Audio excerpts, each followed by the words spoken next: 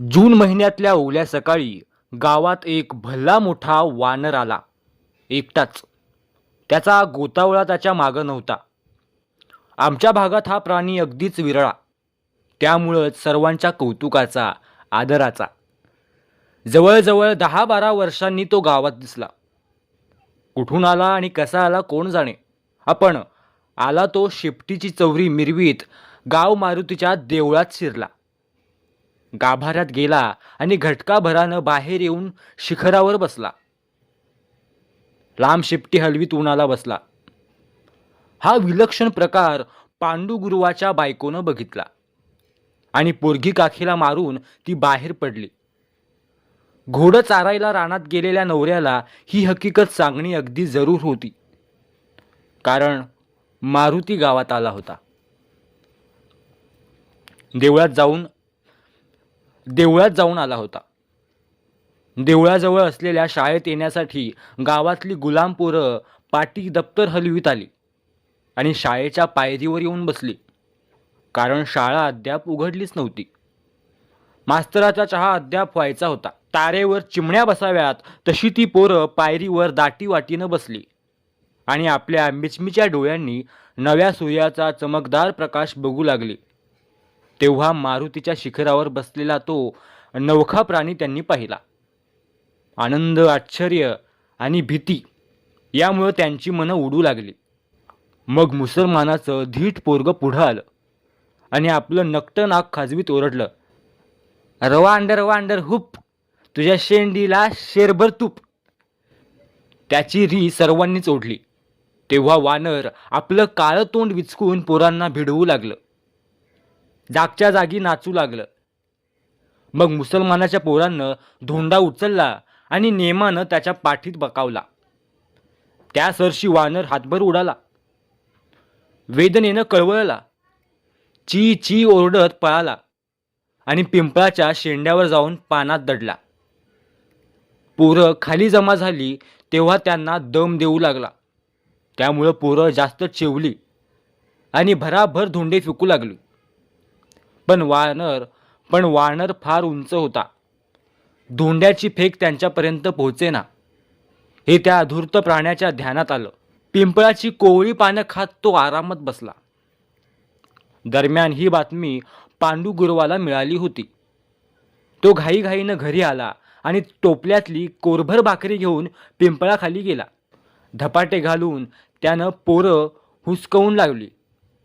आरडाओरडा केला, कुठं फेडाल रे हे पाप?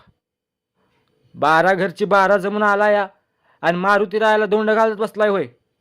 त्यानं काय केलंय रे तुमचं? गुरुवानं धुडकावली तेव्हा ती चाबट पोरं गुरुवाला शिव्या घालीत आणि त्याची उंडग्या बायकांशी असलेली लपडी मोठमोठ्यानं उच्चारित पळाली.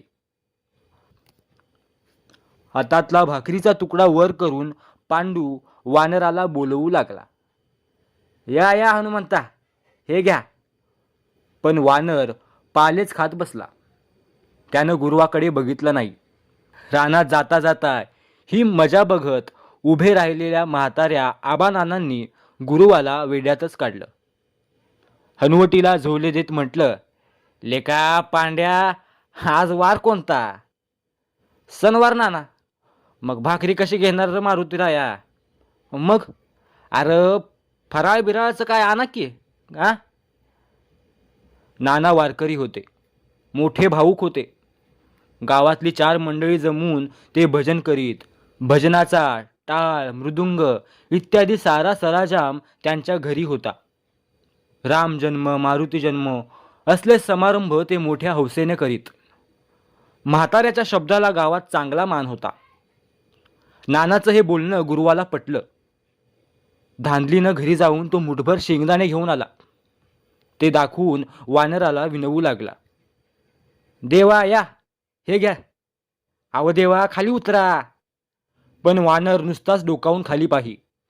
पांढऱ्या पापण्यांची चमत्कारिक उघडझाप करी. आपल्या काळ्या लांब सडक बोटांनी काखेत खाजवी आणि कोवळा पाला ओरबाडून खाई.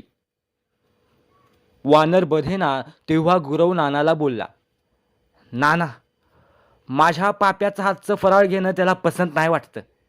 तुम्ही बघा काय होतंय का. तेव्हा नाना पुढे झाले आणि शेंगदाणे हाती घेऊन विनवू लागले, देवा, मी तुमचा दासानुदास हाय, माझा निवद घ्या गोड मानून, म्हातारीची सत्व परीक्षा घेऊ नकासा. नानांनी नाना परीनं विनवलं. पोथीत ऐकलेल्या सबोधनांनी हाका घातल्या. तेव्हा वानर खाली उतरू लागला. आत्तापर्यंत बरेच गावकरी गोळा झाले होते.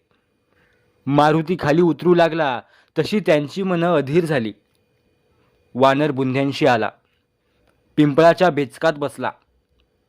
नाना जवळ गेले आणि त्यांनी हात वर केला.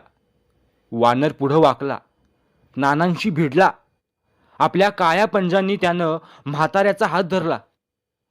गमतीदारपणे इकडे तिकडे बघितलं. नाना म्हणाले, घ्या घ्या, आता अनुमान का.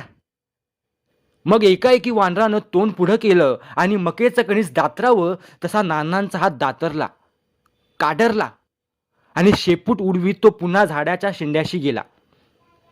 त्या चाव्यानं नाना कळवळले. झीट येऊन खाली बसले.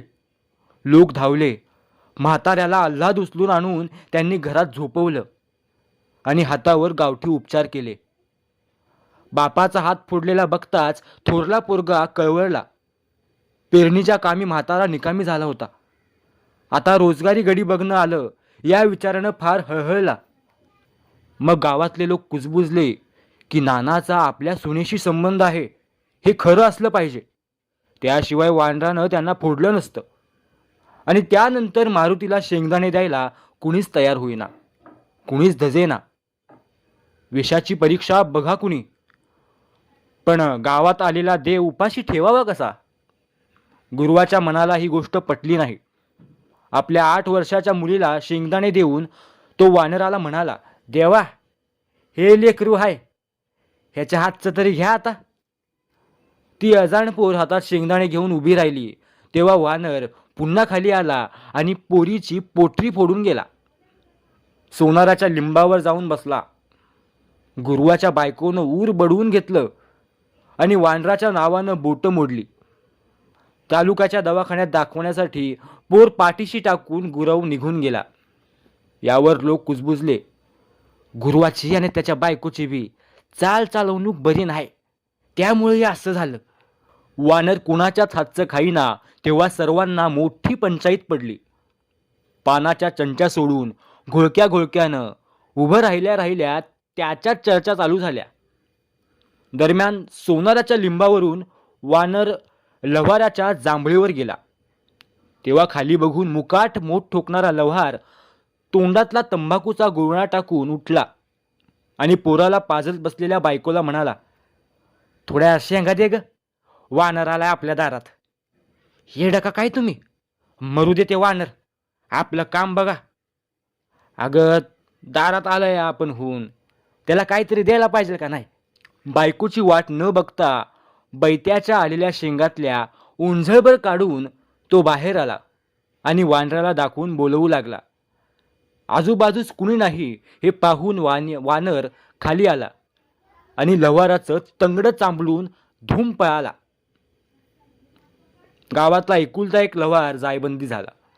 आता शेतकीची अवजारं कोण बनवणार. त्या लठ्ठ्या वानरानं सकाळपासून 3रा प्रहरपर्यंत असा धुमाकूळ घातला होता. पिसाळलेल्या कुत्र्याप्रमाणे ते दिसेल त्या माणसावर दात चालवू लागलं. तेव्हा नानांचा थोरला पोरगा अधिक खवळला. बचकेसारखे दोंडे हाती घेऊन जांभळी खाली आला. रागानं वानराला म्हणाला, राया, तू फार डाळ नासलीस बघ. आणि नेम धरून त्यानं धोंडा भिरकावला.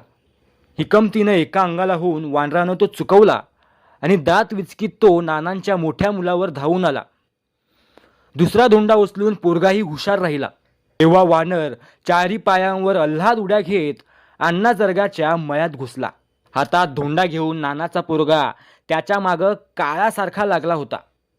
त्याचा आवेश बघून गावातली आणखी काही तरणी बाळ पोरं त्याच्याबरोबर धावली. काठ्या धोंडे घेऊन धावली. 2-4 मैल तानपट्टा काढल्यावर वानर थकला. अंगावर आलेले धोंडे चुकवण्यात त्याच्याकडून कुचराई होऊ लागली आणि मग 10-12 धोंड्यात तो खाली पडला. तसा पोरांनी गराडा घालून त्याला मध्ये घेतला आता आपण वाचत नाही हे जाणून तो शहाणा प्राणी केविलवाणे हातवारे करून आपल्या भोवतीच फिरू लागला. तेव्हा वाण्याचा सदा हात आवरून नानाच्या पोराला म्हणाला, अरे अरे, तो हात जोडतोय बघा की, पाया पडतोय. अरे मला मारू नका म्हणतोय. पण नानाच्या पोराला क्रोध आवरला नाही.